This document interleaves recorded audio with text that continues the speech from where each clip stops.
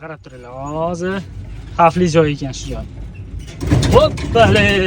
Davron aka, Bori, o'qlaymi uni? o'qladim. Kimga otamiz? Yoqmagan odamlarga. Zambar edi o'qi. Pa!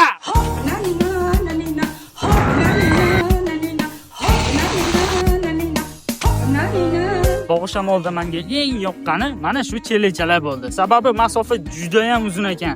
Tabiatni maza qilib, to'yib tomosha qilib ketsalaring bo'lar ekan.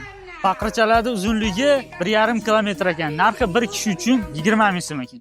Ko'k choy ichasizmi, qora choymi? Vodiy bo'lgandan keyin ko'k choy ichamiz-da. Bo'laveradi. Oilaviy dam olish uchun shunaqangi chiroyli tapchanlar ham bor ekan. Kichkinalari 80 ming so'mdan ekan, kattalari 160 ming so'mdan ekan. O'ta so'lim joylarimiz, sharoitlar o'ta go'zal, mo'tadil. Davron aka, O kapitan, yelkanlar ko'taring. yelkanlar shamolda uchga tutdi.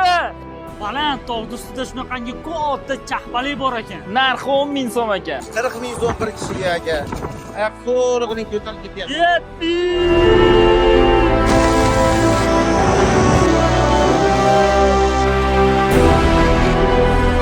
Davron aka, Wow! shamol qattiq esyapti, qatga yetdik. Biz Bog' shamolga keldik. Lokatsiya Telegram kanalimizda bo'ladi.